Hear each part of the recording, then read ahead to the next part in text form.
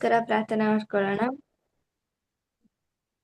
ಎಸಪ್ಪ, ನಮ್ಮನ್ನು ಅಧಿಕವಾಗಿ ಪ್ರೀತಿ ಮಾಡುವ ಒಳ್ಳೆ ದೇವರೇ, ನಿಮಗೆ ಸ್ತೋತ್ರ. ಕರ್ತನಪ್ಪ, ಇಂದು ಸಮಯದಲ್ಲಿ ರಾಜ್ಯ ನಿಮ್ಮನ್ನು ಆರಾಧಿಸುವುದಕ್ಕೆ ಕರ್ತನ ಸಮಯವನ್ನು ಕೊಟ್ಟಿದ್ದಕ್ಕೆ ಹಾಗೆ ಸ್ತೋತ್ರ. ಕರ್ತನಪ್ಪ, ಇಲ್ಲಿ ಕುಳಿತಿರುವಂತ ನಿನ್ನ ಮಕ್ಕಳನ್ನು ಕೂಡ ಕರ್ತನ ಕರದಲ್ಲಿ ಒಪ್ಪಿಸ್ಕೊಡ್ತಾ ಇದ್ದಾನೆ. ಕರ್ತನಪ್ಪ, ವಾಕ್ಯ ಹೇಳುವವರನ್ನು ಕೂಡ ಕರ್ತನೆ ನಿನ್ನ ಕರದಲ್ಲಿ ಒಪ್ಪಿಸ್ಕೊಡ್ತಾ ಇದ್ದಾನೆ. ಕರ್ತನೆ ಸ್ತೋತ್ರ ರಾಜಪ್ಪ. ವಾಕ್ಯವನ್ನು ಹೇಳುವಾಗ ಕರ್ತನೆ ನಾವು ಸರಿಯಾಗಿ ಅದನ್ನು ಅರ್ಥ ಮಾಡಿಕೊಂಡು ಹೃದಯದಲ್ಲಿ ನಂಬುವಂತ ಕರ್ತನೆ ಹೃದಯದಲ್ಲಿ ಮುದ್ರೆ ಮಾಡಿಕೊಳ್ಳುವಂತ ಸಹಾಯ ಮಾಡಿದ್ರೆ ರಾಜ.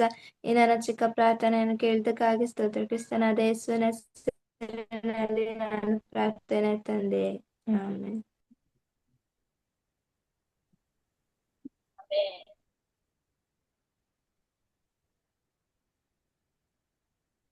ಇವತ್ತಿನ ವಾಕ್ಯವನ್ನು ನಾವು ನೋಡೋಣ. Yes, Pastor. Okay, so we are continuing our message. There we go. Regarding the healing. Actually, the healing message is very, very important. ನಾವು ಈ ಹೃದಯದ ಸ್ವಸ್ಥತೆ ಅನ್ನೋದ್ರ ಬಗ್ಗೆ ವಾಕ್ಯವನ್ನ ಕಲಿತಾ ಇದ್ದೀವಿ. ಸ್ವಸ್ಥತೆ ಅನ್ನೋದು ತುಂಬಾ ಮುಖ್ಯವಾದದ್ದು. Especially for the remnants, because I always say that if you have a scar from when you're very young, you don't receive healing, it can turn into a very big problem when you get older. ನಾನು ಯಾವಾಗ್ಲೂ ಹೇಳ್ತಾ ಇರ್ತೀನಿ, ಉಳಿದವರು ಅಂದ್ರೆ ಮಕ್ಕಳು ಈ ಒಂದು ಚಿಕ್ಕ ವಯಸ್ಸಿನಲ್ಲೇ ಅವ್ರಿಗೆ ಆಗಿರುವಂತ ಗಾಯಗಳನ್ನ ಗುಣಪಡಿಸ್ಕೊಂಡಿಲ್ಲ ಅಂದ್ರೆ ದೊಡ್ಡವರಾದ್ಮೇಲೆ ಅದು ದೊಡ್ಡ ಸಮಸ್ಯೆ ಆಗಿ ಮಾರ್ಪಡುತ್ತೆ. And we know very well that true healing can only come from Jesus Christ, from truly knowing the gospel message. ನಿಜವಾದ ಒಂದು ಸ್ವಸ್ಥತೆ ಅನ್ನೋದು ಕೇವಲ ಕ್ರಿಸ್ತನ ಮೂಲಕ ಮಾತ್ರನೇ ನಮಗೆ ಸಿಗುತ್ತೆ. That's why it's really important that we continuously learn about the word of Christ and always give worship. ಅದಕ್ಕೋಸ್ಕರನೇ ನಾವು ಸತತವಾಗಿ ದೇವರ ವಾಕ್ಯವನ್ನ ಕಲಿಬೇಕು, ದೇವರನ್ನ ಆರಾಧಿಸಬೇಕು. Because there are so many snares of Satan, snares and traps that Satan has to make us fall into our problems and fall into our crises and make us feel discouraged. ಈ ಲೋಕದಲ್ಲಿ ಸೈತಾನನು ಅವನದೇ ಆದಂತಹ ಕೆಲವು ಉರ್ಲುಗಳನ್ನ, ಬಲೆಗಳನ್ನ, ಚೌಕಟ್ಟುಗಳನ್ನ ಹಾಕಿ ಮನುಷ್ಯರನ್ನ ಬಂಧಿಸಿರೋದ್ರಿಂದ ಮನುಷ್ಯರಿಗೆ ಆಗುವಂತಹ ಸಮಸ್ಯೆಗಳು, ಕಷ್ಟಗಳನ್ನೇ ಅವನು ಉಪಯೋಗಿಸ್ಕೊಂಡು ಹಾಳು ಮಾಡಕ್ ನೋಡ್ತಾನೆ. Can you hear me? Yes. Power. Bluetooth. Hello.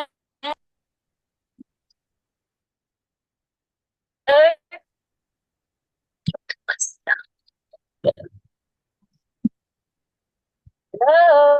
Yes. Can you hear us? Oh, yeah, now I can hear you. Yeah. So healing is very important, and especially on the screen there, the healing of the environment. So ಇಲ್ಲಿ ಮೂರನೇದಾಗಿ ಇವತ್ತು ನಾವು ನೋಡ್ತಾ ಇರುವಂತದ್ದು ಪರಿಸರದ ಗುಣಪಡಿಸುವಿಕೆ ಅನ್ನೋದು ತುಂಬಾ ಮುಖ್ಯವಾದದ್ದು. And the healing of our environment is really important because the environment can affect us in many ways. ಯಾಕಂದ್ರೆ ಈ ನಮ್ಮ ಜೀವನದಲ್ಲಿ ಸುತ್ತಮುತ್ತಲು ಇರುವಂತಹ ಪರಿಸ್ಥಿತಿಗಳು ನಮ್ಮನ್ನ ಗಾಯಗೊಳಿಸುತ್ತೆ. ಹಾಗಾಗಿ ಅದನ್ನ ಗುಣಪಡಿಸ್ಕೊಳ್ಳೋದು ತುಂಬಾ ಮುಖ್ಯ. And there are so here on the text it says that we can live in an environment that's full of idols, full of images, full of false sacrifices. ಪರಿಸರವನ್ನ ಗುಣಪಡಿಸ್ಕೊಳ್ಳೋದು ಅಂದ್ರೆ ಏನು ಅಂದ್ರೆ ನಮ್ಮಲ್ಲಿ ನಮ್ಮ ಸುತ್ತಲೂ ಇರುವಂತಹ ವಿಗ್ರಹಗಳನ್ನ, ಈ ಒಂದು ಚಿತ್ರಗಳನ್ನ, ಬಲಿಗಳನ್ನ, ಮೂಢನಂಬಿಕೆ, ಕಣಿಗಳು, ಇವುಗಳನ್ನ ಗುಣಪಡಿಸ್ಕೋಬೇಕು, ಸರಿಪಡಿಸ್ಕೋಬೇಕು. And you guys know very well because India, but not just India and many of the surrounding nations, they are worshipping many idols. ನಿಮ್ಗೆಲ್ಲರಿಗೂ ಚೆನ್ನಾಗಿ ಗೊತ್ತು, ಭಾರತ ದೇಶದಲ್ಲಾಗ್ಲಿ ಮತ್ತು ಅನೇಕ ಬೇರೆ ದೇಶಗಳಲ್ಲಿ ಕೂಡ ಅನೇಕ ವಿಧವಾದಂತಹ ವಿಗ್ರಹಗಳನ್ನ ಪೂಜಿಸ್ತಿದ್ದಾರೆ. But what is absolutely amazing is that by God's grace, He is leading many people out of idolatry. He is leading many people to know about Jesus Christ. ಆದ್ರೆ ಅತ್ಯಂತ ಮುಖ್ಯವಾದದ್ದು ಏನು ಅಂತ ಹೇಳಿದ್ರೆ ಯೇಸುವನ್ನ ನಂಬ್ತಿರುವಂತದ್ದನ್ನ ನಾವು ನೋಡ್ತೀವಿ ತುಂಬಾ ಜನ. These days in my church, many Muslim people are coming to listen to the gospel. ಈ ದಿನಗಳಲ್ಲಿ ನಮ್ಮ ಸಭೆಗೆ ತುಂಬಾ ಜನ ಮುಸ್ಲಿಮರು ಕೂಡ ಯೇಸುವನ್ನ ನಂಬಿಕೊಂಡು ಸಭೆಗೆ ಬರ್ತಿದ್ದಾರೆ. And it's amazing because we never would have thought that any Muslim person would come to church voluntarily by themselves. ಯಾಕಂತ ಹೇಳಿದ್ರೆ ಮುಸ್ಲಿಮರು ಯೇಸುವನ್ನ ನಂಬ್ಕೊಂಡು ಸಭೆಗೆ ಬರ್ತಾರೆ ಅಂತ ನಾವು ಯೋಚಿಸಿರ್ಲಿಲ್ಲ. ಅದು ನಮ್ಗೆ ಆಶ್ಚರ್ಯಕರವಾಗಿತ್ತು. Of course, they are guided by God because they are thirsty for the truth. And when the church is prepared to give the answer, then God attaches many disciples to the church. ನಿಜವಾಗ್ಲೂ ಇದು ದೇವ್ರ ಕೆಲ್ಸನೇ. ದೇವರು ರಕ್ಷಣೆಗೋಸ್ಕರ ಆರಿಸ್ಕೊಂಡವರನ್ನ ಸಭೆಗೆ ನಡೆಸ್ತಿದ್ದಾರೆ. ಯಾರು ಆ ಒಂದು ಏನು ಸಿದ್ಧ ಮನಸ್ಸಿನಿಂದ ಸುವಾರ್ತೆ ಸಾರ್ತಾರೆ ಅಂತವ್ರಿಗೆ ದೇವರು ಶಿಷ್ಯರನ್ನ ಲಗತ್ತಿಸ್ತಾರೆ. So when we're doing the church ministry, when we're doing evangelism and missions, remember our main aim is not to grow the church. It's not to have many members. ಯಾವಾಗಲೂ ಸೇವೆ ಮಾಡೋರು ನೆನಪಲ್ಲಿ ಇಟ್ಕೋಬೇಕಾಗಿರುವಂತ ವಿಷಯಗಳೇನಂದ್ರೆ ನಾವು ದೊಡ್ಡ ಸಭೆ ಮಾಡಬೇಕು, ದೊಡ್ಡ ಅನೇಕ ವಿಶ್ವಾಸಿಗಳನ್ನ ಸೇರಿಸಬೇಕು ಅನ್ನೋ ದೃಷ್ಟಿಯಲ್ಲಿ ಸೇವೆ ಮಾಡಬಾರ್ದು. The main goal is that we have to deliver the correct message, the message of only Jesus Christ, the message of the true gospel. ಆದ್ರೆ ಸೇವಕರ ಮುಖ್ಯ ಉದ್ದೇಶ ಸರಿಯಾದ ಸುವಾರ್ತೆಯನ್ನ, ಕೇವಲ ಕ್ರಿಸ್ತನ ಕುರಿತಾದಂತಹ ಸತ್ಯ ಸುವಾರ್ತೆಯನ್ನ ಬರುವಂತಹ ಜನರಿಗೆ ತಲುಪಿಸಬೇಕು ಅನ್ನುವಂತಹ ಆಸೆ ಉಳ್ಳವರಾಗಿರ್ಬೇಕು. Because when you and your church members, your remnants are all prepared with that message, God will guide all the people surrounding you in the surrounding nations to come to your church to listen to the true message of Christ. ಯಾವಾಗ ಆ ರೀತಿ ನೀನು ಕೇವಲ ಕ್ರಿಸ್ತನ ಬಗ್ಗೆ ಸತ್ಯವನ್ನ ಸಾರುವಂತಹ ಶಿಷ್ಯನಾಗಿ ಸಭಾಪಾಲಕನಾಗಿ ಇರ್ತೀಯೋ, ದೇವರೇ ನಿನ್ನ ಸುತ್ತಲೂ ಇರುವಂತಹ ಜನರನ್ನ ಆ ಸಭೆಗೆ ನಿನ್ನ ಬಳಿಗೆ ನಡೆಸ್ತಾನೆ. So in the environment, you might see there are many idols. They're building the big statue, they're bowing down to the idols. And if we don't have the power of Christ to break down the idols, then the entire region is covered in darkness. ನಮ್ಮ ಸುತ್ತಲೂ ನೋಡುವಾಗ ಅನೇಕ ಚಿಕ್ಕ ವಿಗ್ರಹದಿಂದ ಹಿಡಿದು ದೊಡ್ಡ ದೊಡ್ಡ ವಿಗ್ರಹಗಳು ಕಾಣಸಿಗುತ್ತೆ. ಒಂದು ವೇಳೆ ಅವುಗಳ ಶಕ್ತಿಯನ್ನ, ಅವುಗಳ ಒಂದು ಕಾರ್ಯಗಳನ್ನ ನಾವು ಮುರಿದಾಕಿಲ್ಲ ಅಂದ್ರೆ ಪ್ರಾರ್ಥನೆ ಮೂಲಕ, ಅದು ಇನ್ನೂ ಜಾಸ್ತಿ ಆ ಒಂದು ಪ್ರಾಂತ್ಯವನ್ನ ಅಂಧಕಾರದಲ್ಲಿ ನಡೆಸುತ್ತೆ. Wherever they worship idols, there is a lot of spiritual sickness, diseases, mental illness, spiritual curses and disasters. That's because worshiping idols is what God hates the most. ಎಲ್ಲೆಲ್ಲ ವಿಗ್ರಹಾರಾಧನೆ ಜಾಸ್ತಿ ಇರುತ್ತೋ ಅಲ್ಲೆಲ್ಲ ಸೈತಾನನ ಕಾರ್ಯಗಳು, ಮೂಢನಂಬಿಕೆಯ ಕಾರ್ಯಗಳು, ಮಾನಸಿಕ ಸಮಸ್ಯೆಗಳು, ದುರಾತ್ಮನ ಕ್ರಿಯೆಗಳು ಹೆಚ್ಚಾಗಿರುತ್ತೆ. So you are so important, standing in the region of India, standing where all the surrounding nations around India as well, Bangladesh, Iran, all these countries, they're all worshiping idols. You're very important as the true disciple of Jesus Christ. ನೀನು ತುಂಬಾ ಮುಖ್ಯವಾದ ವ್ಯಕ್ತಿ. ಯಾಕಂದ್ರೆ ಅಷ್ಟೊಂದು ವಿಗ್ರಹಾರಾಧನೆ ತುಂಬಿರುವಂತಹ ಭಾರತ ದೇಶದಲ್ಲಿ ಇದ್ದುಕೊಂಡು, ಮತ್ತೆ ಭಾರತ ದೇಶದ ಸುತ್ತಲೂ ಇರುವಂತಹ ಈಗ ಬಾಂಗ್ಲಾದೇಶ ಆಗ್ಲಿ, ಪಾಕಿಸ್ತಾನ ಆಗ್ಲಿ, ಶ್ರೀಲಂಕಾ ಆಗ್ಲಿ, ಈ ತರ ಸುತ್ತಲೂ ಇರುವಂತಹ ದೇಶಗಳು ಕೂಡ ವಿಗ್ರಹಾರಾಧನೆಗಳಿಂದ ತುಂಬಿದೆ. So we have to have the spiritual eyes to see wide and big. It's not just about India, but also all the surrounding nations. They have many hidden disciples there ready to hear the word of Christ. ಹಾಗಾಗಿ ಇದು ಕೇವಲ ಭಾರತ ದೇಶವನ್ನ ರಕ್ಷಿಸೋದಕ್ಕೆ ಮಾತ್ರನೇ ಅಲ್ಲ, ಸುತ್ತಮುತ್ತಲಿರುವಂತ ಅನೇಕ ದೇಶಗಳಲ್ಲಿ ನಾವು ಹೋಗಿ ಸುವಾರ್ತೆನ ಸಾರಬೇಕು. ಯಾಕಂದ್ರೆ ಪ್ರತಿಯೊಂದು ಸ್ಥಳದಲ್ಲೂ ದೇಶದಲ್ಲೂ ದೇವರು ಗುಪ್ತ ಶಿಷ್ಯರನ್ನ ಇಟ್ಟಿದ್ದಾರೆ. So in my church, we never went out looking for some Muslim disciple, or we never tried to convince people to, leave their religion and come to our church, but we just kept preaching the accurate gospel message. And then one day, one man, he was just driving past, and then he came inside the church. ನಾವು ಮುಸಲ್ಮಾನರಿಗಂತಾನೋ ಇನ್ನೊಬ್ರಿಗಂತಾನೋ ಅವ್ರಿಗೇನೆ ನಾವು ರಕ್ಷಣೆಯಲ್ಲಿ ನಡೆಸಬೇಕು ಅಂತ ಉದ್ದೇಶದಲ್ಲಿ ಮಾಡ್ತಿಲ್ಲ. ಸರಿಯಾದ ಸುವಾರ್ತೆನ ಪ್ರತಿಯೊಬ್ಬರಿಗೂ ಸಾರಬೇಕು ಅಂತ ಒಂದು ಗುರಿಯನ್ನು ಇಟ್ಕೊಂಡು ನಮ್ಮ ಸಭೆಯವರೆಲ್ಲ ನಾವು ಸಾರ್ತಾ ಇದ್ದೀವಿ. ಆದ್ರೆ ಒಂದಾನೊಂದು ದಿನ ಮುಸ್ಲಿಂ ವ್ಯಕ್ತಿ ನಮ್ಮ ಸಭೆಯ ಮುಂದ್ಗಡೆ ಕಾರಲ್ಲಿ ಹೋಗ್ತಿರುವಾಗ ನಿಲ್ಸ್ಬಿಟ್ಟು ಸಭೆ ಒಳಗಡೆ ಬಂದ್ರು. And he's just a young man, and he was riding a scooter. So he's riding the scooter, and then he saw the church building, and then he was guided to come inside of the church building and hear the gospel message. So ಅವರು ಈ ರೀತಿಯಾಗಿ ನಮ್ಮ ಸಭೆಯ ಮುಂದ್ಗಡೆ ಕಾರಲ್ಲಿ ಹೋಗ್ತಿರುವಾಗ ಅವ್ರಿಗೆ ಒಂದ್ ವೇಳೆ ದೇವರಾತ್ಮದಿಂದ ಅನ್ನಿಸ್ತಾ ಏನೋ ಗೊತ್ತಿಲ್ಲ, ಅವರು ನಿಲ್ಸ್ಬಿಟ್ಟು ಆ ಯವನ ಹುಡುಗ ನಮ್ಮ ಒಂದು ಸಭೆಯೊಳಗೆ ಬಂದ. So I should say he used to be Muslim, but then he met Jesus Christ, but he was searching for the church with the correct gospel message. So ಆತನು ಮುಸಲ್ಮಾನನಾಗಿದ್ರು ಕೂಡ ಸಭೆಯೊಳಗಡೆ ಬಂದು ಸತ್ಯವನ್ನ ಕೇಳಿ ಆತನು ಯೇಸುವನ್ನ ಅಂಗೀಕರಿಸ್ಕೊಂಡ, ಮತ್ತೆ ಆತನು ಕೂಡ ಆ ಸತ್ಯವನ್ನೇ ಮಾತಾಡ್ತಿದ್ದಾನೆ ಈಗ ಹೊರಗಡೆ. We can just imagine if that kind of disciple is prepared, they can know many things about the Muslim faith. They can give many other Muslim people the answer and guide them to know about Jesus Christ. ಅಂದ್ರೆ ಆ Muslim ವ್ಯಕ್ತಿಯ ಹಾಗೆ ಒಬ್ಬ ವ್ಯಕ್ತಿ ಸತ್ಯವನ್ನ ತಿಳ್ಕೊಂಡ್ರೆ ಆ ಒಬ್ಬ ವ್ಯಕ್ತಿ ಎಲ್ಲಾ ಕಡೆ ಹೋಗಿ ಆ ಸತ್ಯವನ್ನ ಅನೇಕರಿಗೆ ಸಾರೋದಕ್ಕೆ, ಅವರ ಮಧ್ಯದಲ್ಲಿನ ಅವರ ಜನರಿಗೆ ಸಾರೋದಕ್ಕೆ ಅನುಕೂಲ ಆಗುತ್ತೆ. So the work of evangelism that God does, it is bigger than we ever expected. It's more deeper and more greater than anything we could have ever imagined ourselves. ದೇವರ ಸುವಾರ್ತೆ, ದೇವರ ಕಾರ್ಯಗಳು ನಾವು ಆಲೋಚನೆ ಮಾಡೋದಕ್ಕಿಂತಲೂ ನಾವು ಊಹಿಸೋದಕ್ಕಿಂತಲೂ ಕೂಡ ದೊಡ್ಡದಾಗಿರುತ್ತೆ. So we never expected this kind of disciple will come and then stand as a witness to save other Muslims. But God has an urgent work that He wants to do to truly save all the nations. So ಇಲ್ಲಿ ದೇವರು ಜನರನ್ನ ರಕ್ಷಿಸಬೇಕು ಅಂತ ಹೇಳ್ಬಿಟ್ಟು ಈ ತರ ಶಿಷ್ಯರನ್ನ ಎಬ್ಬಿಸ್ತಿರೋದನ್ನ ನಾವು ನೋಡ್ಬೋದು. So we have to really obey the word of Christ. We have to challenge for evangelism, to open our spiritual eyes wider, to see the big wide field that God wants us to save. ಹಾಗಾಗಿ ನಾವು ನಮ್ಮ ಒಂದು ಏನು ನಮ್ಮ ಹೃದಯವನ್ನ, ನಮ್ಮ ಒಂದು ಕಣ್ಣುಗಳನ್ನ ತೆರೆದು ನೋಡ್ಬೇಕು ದೇವ್ರು ನಮಗೋಸ್ಕರ ಸಿದ್ಧ ಮಾಡಿರುವಂತ ಕಾರ್ಯಗಳನ್ನ. So really, even for myself, there's so many times where I realize, wow, my small thought is so tiny compared to God's big vision. ಹೌದು, ಅನೇಕ ಸಲ ನನಗೂ ಅನ್ಸುತ್ತೆ ಒಂದು ವೇಳೆ ದೇವರ ಒಂದು ದರ್ಶನದೊಟ್ಟಿಗೆ ನಾನು ಹೋಗೋದು ಕಷ್ಟ ಅಂತ.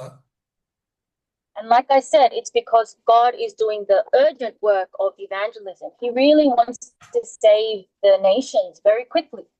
ದೇವರು ತುಂಬಾ ಏನು ಅರ್ಜೆಂಟ್ ಆಗಿ ಕಾರ್ಯವನ್ನ ಮಾಡ್ಬೇಕಂತಿದ್ದಾರೆ, ಅನೇಕರಿಗೆ ಸುವಾರ್ತೆನ ತಲುಪಿಸ್ಬೇಕಂತ ಇದ್ದಾರೆ. So healing of the environment, like I said, we live in many environments full of disasters. ನಾನು ಹೇಳಿದ ಹಾಗೆ ಈ ಒಂದು ಕ್ಷೇತ್ರಗಳೆಲ್ಲವೂ ಕೂಡ ಈ ಒಂದು ಅಂಧಕಾರದಿಂದ, ವಿಗ್ರಹಾರಾಧನೆಯಿಂದ ತುಂಬಿದೆ.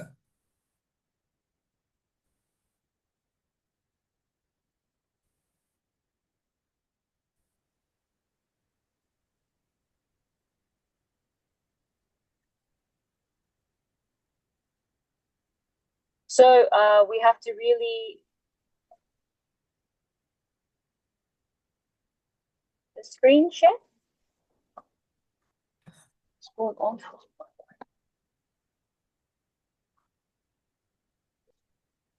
Hello. ಕಾಣಿಸ್ತಿಲ್ವಾ ಸ್ಕ್ರೀನ್ ಯಾರಿಗೂ? Can you hear me? Yeah, screen is on, but because of network issue, you can hear me now? Yes, I can. Oh, okay. I thought it's mine because my network is always bad as well. So healing the environment, we have to see the physical idols, also the idols we can't see with our eyes. So ಈಗ ವಿಗ್ರಹಗಳ ಬಗ್ಗೆ ನಾವು ನೋಡಿದ್ವಿ, ಕಣ್ಣು ಕಾಣುವಂಥದ್ದು, ಆದ್ರೆ ಕಣ್ಣು ಕಾಣದೇ ಇರುವಂತ ಅದೃಶ್ಯ ವಿಗ್ರಹಗಳು ಕೂಡ ನಮ್ಮ ಸುತ್ತಲೂ ಇವೆ. So the idols in the nation that we can't see with our eyes, people who are bound by materialism, they are bound by success. ಅದು ಕಣ್ಣು ಕಾಣದಿರುವಂತ ವಿಗ್ರಹಗಳು ಅಂದ್ರೆ ಎಂತವಂದ್ರೆ ಭೌತಿಕತೆಗೆ ಸಂಬಂಧಪಟ್ಟಂದ್ರೆ ಶರೀರಕ್ಕೆ ಸಂಬಂಧಪಟ್ಟವು, ಯಶಸ್ಸಿಗೆ ಸಂಬಂಧಪಟ್ಟವು ಎಂಬುದಾಗಿ ನೋಡ್ತಾರೆ. Even many parents, they really love their children, like their child is an idol. So ಇನ್ನು ಕೆಲವ್ರ ಬಗ್ಗೆ ನಾವು ನೋಡುವಾಗ ದೇವ್ರಿಗಿಂತ ಹೆಚ್ಚಾಗಿ ತಮ್ಮ ಮಕ್ಕಳನ್ನ ಅವ್ರು ಪ್ರೀತಿ ಮಾಡ್ತಾರೆ, ಅವ್ರ ಮಕ್ಕಳೇ ಅವ್ರಿಗೆ ವಿಗ್ರಹಗಳಾಗ್ಬಿಟ್ಟಿರ್ತಾರೆ. Of course, there's nothing wrong with loving your children or your parents or your spouse, but our love for God has to be greater than anything else.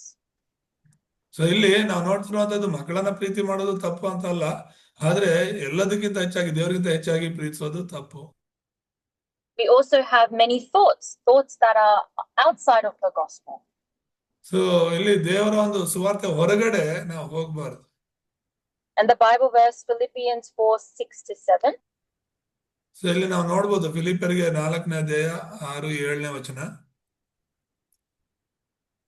Let us read Philippians 4:6-7. Philippi 4:6-7 ಓದ್ಕೊಳ್ಳೋಣ.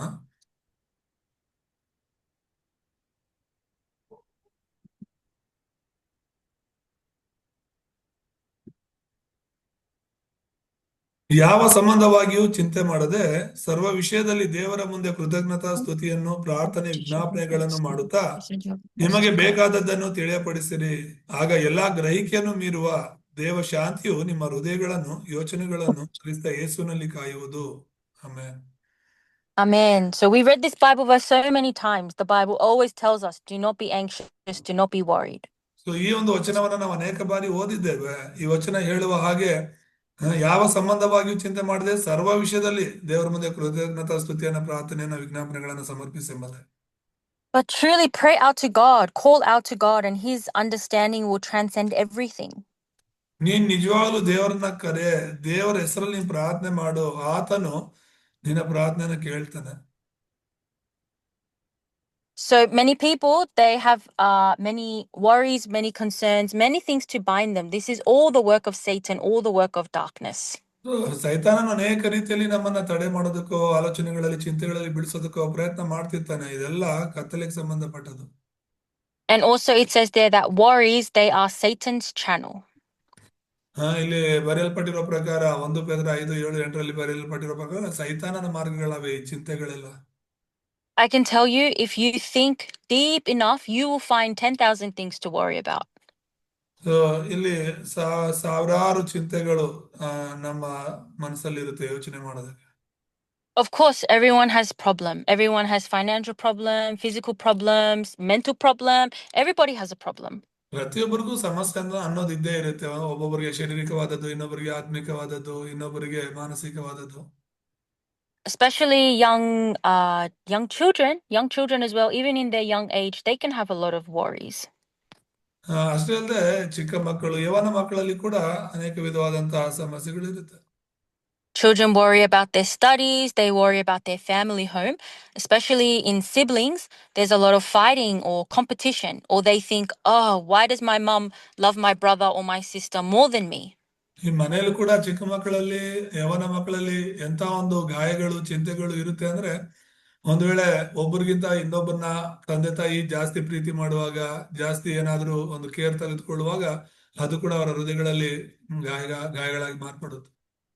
This is how Satan starts working in children, in the remnants from a very young age, plants a lot of unbelief, gives them a lot of scars. ಅದು ತಂದೆ ತಾಯಿಯ ಉದ್ದೇಶ ಆಗದೆ ಇರಬಹುದು, ಆದ್ರೆ ಸೈತಾನನು ಅದನ್ನೇ ದೊಡ್ಡ ವಿಷಯ ಆಗಿ ತೆಗೆದುಕೊಂಡು ಯಾವತ್ತೋ ಒಂದ್ಸಲಿ 2 ಸಲ ನಡೆದಿರೋದನ್ನ ದೊಡ್ಡದು ಮಾಡಿ ಆ ಮಕ್ಕಳಲ್ಲಿ ಅದನ್ನ ಗಾಯವಾಗಿ ಮಾರ್ಪಡಿಸಿ ಅವರು ಯವನಸ್ಥರಾದಾಗ ದಾರಿ ತಪ್ಪುವಂತೆ ಮಾಡ್ತಾನೆ. But as a remnant, you have to really distinguish the voice of Satan, the unbelief that Satan is giving to you, because the gospel says that you are very precious. You are the remnant disciple to save the future. But Satan always gives you the opposite word of that. ದೇವರ ವಾಕ್ಯದಲ್ಲಿ ನಾವು ತಿಳ್ಕೊಬೇಕಾಗಿರೋದು, ನೀನು ದೇವರ ಮಗು, ನೀನು ತುಂಬಾ ಶ್ರೇಷ್ಠ, ನೀನು ರಕ್ಷಿಸಲ್ಪಟ್ಟಂತ ದೇವರ ಮಗು, ಲೋಕ ಸ್ವಾರ್ಥಿಗಣಕ್ಕೆ ಮುಖ್ಯವಾದ ವ್ಯಕ್ತಿ, ಇದೆಲ್ಲ ದೇವರ ವಾಕ್ಯ ತಿಳಿಸುವಂತದ್ದು. ಆದ್ರೆ ಸೈತಾನನು ಈ ವಾಕ್ಯಗಳಿಗೆ ವಿರುದ್ಧವಾಗಿ ಮಾತನಾಡ್ತಿರ್ತಾನೆ. So 1 Peter 5:7-8, it is telling us to be alert. There is an enemy, Satan, prowling around, looking for someone to devour. ಅದಕ್ಕೋಸ್ಕರ ಇಲ್ಲಿ 3ನೇದಾಗಿ ನಾವು ನೋಡೋದು 1 ಪೇತ್ರ 5:7-8 ಸ್ವಸ್ಥಚಿತ್ತರಾಗಿರಿ, ಎಚ್ಚರವಾಗಿರಿ, ನಿಮ್ಮ ವಿರೋಧಿಯಾಗಿರುವ ಸೈತಾನನು ಗರ್ಜಿಸುವ ಸಿಂಹದೋಪಾದಿಯಲ್ಲಿ ಯಾರನ್ನ ನುಂಗಲಿ ಎಂದು ಹುಡುಕುತ್ತಾ ತಿರುಗುತ್ತಾನೆಂಬುದಾಗಿ. And Satan is not just like a big scary monster and he comes to you looking like a ghost. Satan is very sneaky. ಸೈತಾನನು ಏನೋ ನಿಮ್ಮ ಮುಂದೆ ದೊಡ್ಡ ವ್ಯಕ್ತಿ ತರ ಕಣ್ಣು ಕಾಣೋ ತರ ಇದಾನೆ ಅಂತ ಅಲ್ಲ, ಅವನು ತುಂಬಾ ಒಂಥರ ವಂಚಕನಾಗಿ ಕಾರ್ಯ ಮಾಡುತ್ತಾನೆ. Slowly, through your thoughts, through your situation, through your family, through your school, he tries to give you a lot of unbelief, a lot of complaining, a lot of anger in your heart. ಅಂದ್ರೆ ನಿನ್ನ ಜೀವನದಲ್ಲಿ, ನಿನ್ನ ಆಲೋಚನೆಯಲ್ಲಿ, ನಿನ್ನ ಒಂದು ಪರಿಸರದ ಮೂಲಕ, ನಿನ್ನ ಕುಟುಂಬದ ಮೂಲಕ, ಚಿಕ್ಕ ಚಿಕ್ಕ ವಿಷಯಗಳ ಮೂಲಕನೇ ಅವನು ಅನೇಕ ಅಪನಂಬಿಕೆಗಳನ್ನ ನಿನ್ನ ಹೃದಯದಲ್ಲಿ ತುಂಬಿಸ್ತಾನೆ. That's why, remnants, it's very important that you know the spiritual authority in the name of Jesus Christ. ಹಾಗಾಗಿ ರಕ್ಷಿಸಲ್ಪಟ್ಟಂತ ನೀವೆಲ್ಲರೂ ಕೂಡ ಯೇಸು ಕ್ರಿಸ್ತನಿಂದ ಕೊಡಲ್ಪಟ್ಟಿರುವಂತಹ ಆತ್ಮಿಕ ಅಧಿಕಾರವನ್ನ ತಿಳಿದಿದ್ದೀರಿ. Whenever I feel like Satan gives me unbelief or I feel very deceived or upset, I always pray in the name of Jesus Christ, break down all of Satan's deception. ನನ್ನಲ್ಲೂ ಕೂಡ ಈಗಲೂ ಕೆಲವು ಸಲ ಅಪನಂಬಿಕೆ ಅನ್ನೋದು ಅಥವಾ ಬಲಹೀನತೆಗಳನ್ನೋದು ಕಾಣಿಸ್ಕೊಳ್ತಿರುತ್ತೆ. ಅದು ನನ್ನ ಹೃದಯದಲ್ಲಿ ಬರ್ತಿದೆ ಅಂತ ಅಂದ ತಕ್ಷಣನೇ ಯೇಸು ಕ್ರಿಸ್ತನ ಅಧಿಕಾರವುಳ್ಳ ನಾಮದಲ್ಲಿ ನಾನು ಪ್ರಾರ್ಥನೆ ಮಾಡಿ ಅದನ್ನು ತೊಲಗಿಸ್ತೀನಿ. Because I know Satan is a liar, because I am holding on to the covenant, I'm continuously following the guidance of the Holy Spirit, but Satan always tries to give me some twisted thoughts or some twisted thinking.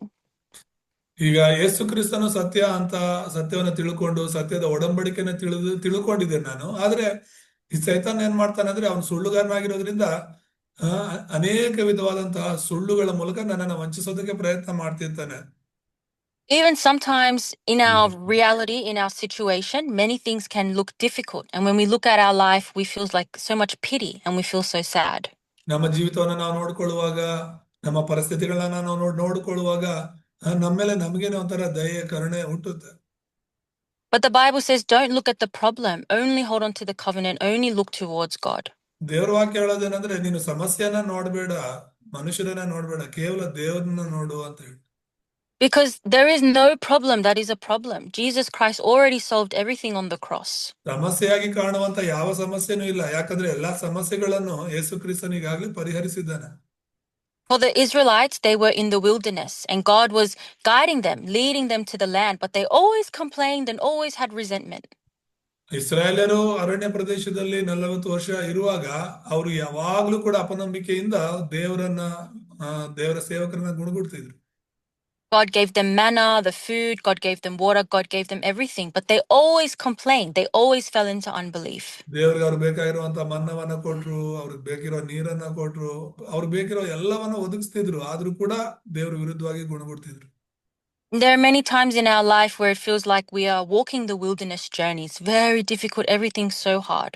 ನಮ್ಮ ಜೀವನದಲ್ಲೂ ಅನೇಕ ಸಲ ಅನ್ಸ್ಬಹುದು, ನಾನು ಕೂಡ ಏನೋ ಅರಣ್ಯ ಪ್ರಯಾಣದಲ್ಲಿ ಹೋಗ್ತಾ ಇದ್ದೇನೆ, ಜೀವನ ತುಂಬಾ ಕಷ್ಟವಾಗಿದೆ ಅಂತ ಅನ್ಸ್ಬಹುದು. But we have to really hold on to the covenant. We have to be strengthened by the word. We have to have assurance that God is guiding us. So ನಾವು ಸೈತಾನನ ಆಲೋಚನೆಗಳಿಂದ ವಂಚಿಸಲ್ಪಡದೆ ದೇವರು ಅರಣ್ಯ ಪ್ರಾಣದಲ್ಲೂ ಕೂಡ ಜೊತೆ ಇದ್ದಾರೆ, ನನ್ನ ನಡೆಸ್ತಿದ್ದಾರೆ ಅಂತ ಹೇಳಿ ನಾವು ಧೈರ್ಯವಾಗಿರಬೇಕು. Because Satan knows we are very important to save the field. We are the evangelists to save this age. So in any way he can, any small or big problem, he tries to deceive us. ನಾವು ದೇವರ ಸೇವೆಯಲ್ಲಿ ಸುವಾರ್ತೆಯಲ್ಲಿ ನಮ್ಮ ಸಭೆಯ ಕ್ಷೇತ್ರವನ್ನ ರಕ್ಷಣೆ ಮಾಡೋದಕ್ಕೆ ತುಂಬಾ ಮುಖ್ಯವಾದ ವ್ಯಕ್ತಿಗಳು, ಮುಖ್ಯವಾದ ಸುವಾರ್ತಿಕರು ಅಂತ ಸೈತಾನನಿಗೆ ಚೆನ್ನಾಗಿ ಗೊತ್ತು. ಅದಕ್ಕೋಸ್ಕರನೇ ನಮ್ಮನ್ನ ಒಂದಲ್ಲ ಇನ್ನೊಂದು ರೀತಿಯಲ್ಲಿ ವಂಚಿಸೋದಕ್ಕೋ ನಮ್ಮನ್ನ ಯಾಮಾರಿಸೋದಕ್ಕೋ ನೋಡ್ತಿರ್ತಾನೆ. Of course, even in the world, if there is like a very powerful leader, there are many enemies, many people trying to destroy the powerful leader. ಹೌದು, ಈಗ ಶಾರೀರಿಕವಾಗಿ ನೋಡಿದ್ರು ಕೂಡ ಯಾರಾದ್ರೂ ಒಬ್ಬರು ಬಲಿಷ್ಠ ನಾಯಕನಿದ್ದಾನೆ ಅಂತ ಹೇಳಿದ್ರೆ ಅವನನ್ನ ಬಲಹೀನಗೊಳಿಸೋದಕ್ಕೋ ಅವನನ್ನ ಬೀಳ್ಸೋದಕ್ಕೆ ಅನೇಕ ಶಕ್ತಿಗಳು ಹೋರಾಡ್ತಿರುತ್ತೆ. Because they know that the leader has a plan, the leader has, something he must fulfill. ಯಾಕಂದ್ರೆ ಅವ್ರಿಗೆ ಚೆನ್ನಾಗಿ ಗೊತ್ತು, ಆ ಒಬ್ಬ ದೊಡ್ಡ ನಾಯಕನಿದ್ದಾನೆ ಅಂತ ಹೇಳಿದ್ರೆ ಅವನಿಗೆ ಆದಂತ ಕೆಲವು ಗುರಿಗಳಿರುತ್ತೆ, ಕೆಲವು ಕೆಲಸಗಳಿರುತ್ತೆ. ಅವನ್ನ ಮಾಡದ ರೀತಿಯಲ್ಲಿ ಅಡ್ಡಿ ಮಾಡೋದಕ್ಕಾಗಿನೇ ಬೇರೆ ಶಕ್ತಿಗಳು ಪ್ರಯತ್ನಿಸುತ್ತೆ. But if there's just a regular person walking on the side of the street, nobody really cares about them. ಒಂದ್ ವೇಳೆ ಯಾರೋ ಚಿಕ್ಕವರು ಯಾರ ಒಂದು ಗಣನೆಗೂ ಇಲ್ಲದೆ ಇರೋರು ಯಾರಾದ್ರೂ ನಮ್ಮ ಪಕ್ಕದಲ್ಲಿ ಹೋಗ್ತಾ ಇದ್ರು ಕೂಡ ನಾವು ಅವ್ರ ಬಗ್ಗೆ ತಲೆ ಕೆಡಿಸ್ಕೊಳ್ಳೋದಿಲ್ಲ. What I'm saying is we are very important to save this age, so Satan always attacks us. ನಾನೇನ್ ಹೇಳಕ್ ಪ್ರಯತ್ನ ಮಾಡ್ತಿದ್ದೀನಿ ಅಂದ್ರೆ, ನಾವು ದೇವರ ದೃಷ್ಟಿಯಲ್ಲಿ ತುಂಬಾ ಮುಖ್ಯವಾದ ವ್ಯಕ್ತಿ ಆಗಿರೋದ್ರಿಂದಲೇ ಸೈತಾನ ನಮ್ಮನ್ನ ತಡೆಯೋದಕ್ಕೆ ಒಂದಲ್ಲ ಇನ್ನೊಂದು ರೀತಿಯಾದ ಸಮಸ್ಯೆಗಳನ್ನ ತರ್ತಿರ್ತಾನೆ. For the normal person that has nothing to do with God's covenant, they are living their life for themselves, their own stomach. Satan doesn't care about them. ಒಂದ್ ವೇಳೆ ಯಾರು ಅವ್ರ ಸ್ವಂತ ಹೊಟ್ಟೆ ತುಂಬಿಸ್ಕೊಳ್ಳೋದಕ್ಕೆ, ಅವರ ಒಂದು ಕುಟುಂಬನ ನೋಡ್ಕೊಳ್ಳೋದಕ್ಕೆ, ಅವ್ರವ್ರ ಜೀವನ ಈ ಲೋಕದಲ್ಲಿ ಸಾಗಿಸೋದಕ್ಕೆ ಕಷ್ಟ ಪಡ್ತಿರ್ತಾರೋ, ಕೆಲಸ ಮಾಡ್ತಿರ್ತಾರೋ ಅಂತವ್ರ ಬಗ್ಗೆ ಸೈತಾನನಿಗೆ ಚಿಂತೆ ಇಲ್ಲ. But for us, Satan works extra hard, 300%. That's why Pastor always says we have to hold on to the 300% power, the spiritual power. ಅದಕ್ಕಾಗಿನೇ ಸೈತಾನ 300% ಎಕ್ಸ್ಟ್ರಾ ದೇವರ ಮಕ್ಕಳನ್ನ ತಡೆಯೋದಕ್ಕಾಗಿ 24 ಗಂಟೆ ಕಾರ್ಯ ಮಾಡ್ತಿರ್ತಾನೆ. ಅದಕ್ಕೆ ಪಾಸ್ಟರ್ ಇವರು ಕೂಡ 300% ನಾವು ಸಿದ್ಧರಾಗಿರ್ಬೇಕು ಅಂತ ಹೇಳೋದು. That's why it seems like, many difficulties. I have so many problems, so many hardships. But really, God is leading us, guiding us. God is using this time for us to hold on to the covenant even more. ಈ ಪರಿಸ್ಥಿತಿಗಳೆಲ್ಲ ಇನ್ನೂ ಕಷ್ಟಕರವಾಗ್ತಿದೆ, ಇನ್ನೂ ಸಮಸ್ಯೆ ಆಗ್ತಿದೆ ಅಂತ ಹೇಳ್ಬಿಟ್ಟು ನಮ್ಗೆ ಅನಿಸ್ತಿರ್ಬೋದು. ಆದ್ರೆ ನಾವು ಅರ್ಥ ಮಾಡ್ಕೊಳ್ಳೋ ರೀತಿ ಯಾವ ರೀತಿ ಇರ್ಬೇಕು ಅಂದ್ರೆ, ದೇವ್ರು ಇಂಥ ಪರಿಸ್ಥಿತಿಯಲ್ಲಿ ಕೂಡ ನನ್ನ ಜೊತೆ ಇದ್ದಾರೆ, ಇಂಥ ಸ್ಥಿತಿಯಲ್ಲಿ ಕೂಡ ನಾನು ದೇವರ ಒಡಂಬಡಿಕೆಯನ್ನ ಸರಿಯಾಗಿ ಇನ್ನೂ ಬಲವಾಗಿ ಹಿಡ್ಕೊಳ್ಳಲಿಕ್ಕೆ ಸಹಾಯ ಮಾಡ್ತಿದ್ದಾರೆ ಅಂತ ತಿಳ್ಕೊ. Even today, I listened to the core worship message, and they talked about David and Goliath. During that time, they were in a great crisis because the giant Goliath came to conquer the land. ಇವತ್ತು ಮುಂಜಾನೆ ಕೂಡ ನಾನು pastor ಇವರ ಒಂದು ಮುಖ್ಯ ಸಂದೇಶವನ್ನ ಕೇಳ್ತಾ ಇದ್ದೆ ಬೆಳಗ್ಗೆ. ಆಗ ಅವ್ರು ಹೇಳ್ತಾ ಇದ್ರು ಆ ಗೋಲಿಯಾತ ಮತ್ತು ದಾವಿದನ ಬಗ್ಗೆ. ಗೋಲಿಯಾತನು ಆ ಪ್ರದೇಶಕ್ಕೆ ಬಂದಿದ್ದು ಆ ಒಂದು ಇಸ್ರಾಯೇಲ್ ದೇಶವನ್ನ ಸ್ವಾಧೀನ ಮಾಡ್ಕೋಬೇಕು ಅಂತ. And David, he could have fallen into the problem as well, because all the Israelites were crying, oh, this big giant has come to destroy us. But David, he stood up with the covenant. That's why he can challenge towards Goliath. ಇಲ್ಲಿ ಅರ್ಥ ಮಾಡ್ಕೊಳ್ಳಿ, ಸೌಲನಿಂದ ಹಿಡಿದು ಇಸ್ರಾಯೇಲ್ ಸೈನ್ಯದಿಂದ ಹಿಡಿದು ಇಸ್ರಾಯೇಲ್ ಎಲ್ಲರೂ ಕೂಡ ಅಳ್ತಿದ್ದಾರೆ, ಭಯ ಪಡ್ತಿದ್ದಾರೆ. ಇಷ್ಟು ದೊಡ್ಡ ವ್ಯಕ್ತಿ ಗೋಲಿಯಾತನು ಬಂದಿದ್ದಾನೆ, ಈಗ ಅವನ ವಿರುದ್ಧವಾಗಿ ಹೋರಾಡೋ ಶಕ್ತಿ ನಮ್ಗಿಲ್ಲ ಅಂತ ಹೇಳ್ಬಿಟ್ಟು ಭಯ ಪಡ್ಕೊಂಡು ಹತ್ಕೊಂಡು ಕೂತಿರೋ ಸಮಯದಲ್ಲಿ ದೇವರ ಒಡಂಬಡಿಕೆ ಹಿಡ್ಕೊಂಡಂತ ಒಬ್ಬ ವ್ಯಕ್ತಿ ದಾವಿದ ಅವನ ವಿರುದ್ಧವಾಗಿ ನಿಂತ್ಕೊಳ್ತಿದ್ದಾನೆ. In any time we have a problem or crisis, we have two choices. We fall into unbelief or we really challenge with the covenant. ಸಮಸ್ಯೆಗಳು ಬಂದಾಗೆಲ್ಲ ನಮ್ಗೆ ಎರಡು ಮಾರ್ಗಗಳಿರುತ್ತೆ. ಒಂದು, ನಾವು ಸೋತ್ ಹೋಗೋದು. ಎರಡನೇದು, ದೇವರ ಒಡಂಬಡಿಕೆ ಹಿಡ್ಕೊಂಡು ಅದನ್ನ ಸವಾಲಾಗಿ ಸ್ವೀಕರಿಸೋದು. And that's why David said to Goliath, you come to me with the sword and the spear, but I come to you with the name of the Lord Almighty. ಅದಕ್ಕೆ ನಾವು ಅಪನಂಬಿಕೆಯಲ್ಲಿ ಬಿದ್ದು ಸೋತು ಹೋಗದೆ ನಂಬಿಕೆಯಲ್ಲಿ ಒಡಂಬಡಿಕೆ ಹಿಡ್ಕೊಂಡು ಮುಂದೆ ಹೋಗ್ಬೇಕು. ದಾವಿದನು ಕೂಡ ಅದನ್ನೇ ಮಾಡಿದ್ದು. ನೀನು ಬಿಲ್ಲಿಂದ, ಖಡ್ಗದಿಂದ, ಬಜ್ಜಿಯಿಂದ ನನ್ನ ಮೇಲೆ ಯುದ್ಧಕ್ಕೆ ಬರ್ತಿದ್ಯಾ, ನಾನು ನನ್ನ ದೇವರಾದ ಯೆಹೋವನ ಹೆಸರಿನಲ್ಲಿ ಬರ್ತೀನಿ ಅಂತ. And that became a great turning point for David's life, because he realized in the time of crisis, when I really challenge with the name of the Lord, God is always seeing me through. God is always giving me victory. ಅನಂಬಿಕೆಯ ಅರಿಕೆ, ಒಡಂಬಡಿಕೆ ಹಿಡ್ಕೊಂಡಂತ ರೀತಿ ನಿಜವಾಗ್ಲೂ ದಾವಿದನ ಜೀವಿತದಲ್ಲಿ ಒಂದು ತಿರುವಾಯಿತು. ಆ ಒಂದು turning point ಅವನನ್ನ ಮುಂದೆ ಒಂದು ಯಶಸ್ಸಾಗಿ ನಡೆಸ್ತೆಂಬುದಾಗಿ ನೋಡ್ತೇವೆ. So the time of crises and problems, it becomes the time to really change our incorrect imprints, roots and nature. ನಮಗೆ ಸಮಸ್ಯೆಗಳು, ಕಷ್ಟಗಳು ಜಾಸ್ತಿ ಆದಾಗ್ಲೇ ದೇವ್ರು ನಮ್ ಜೊತೆ ಇದ್ದಾರೆ ಅಂತ ಹೇಳಿ ನಮ್ಮಲ್ಲಿ ಇರುವಂತಹ ಎಲ್ಲ ಬಲಹೀನ ಮೂಢ ನಂಬಿಕೆ ಅವೆಲ್ಲವುಗಳಿಂದ ಆ ಒಂದು ಬಲಹೀನ ಮುದ್ರೆಗಳು, ಬೇರುಗಳು, ಸ್ವಭಾವಗಳು ತೆಗೆದು ಹಾಕುವಂತ ಸಮಯವಾಗಿ ಅದು ಮಾರ್ಪಡುತ್ತೆ. And it's very important that we have that true turning point to not be deceived by Satan. Of course, Satan might be right about many things. Yes, I am weak, I am lacking, I have a lot of problems.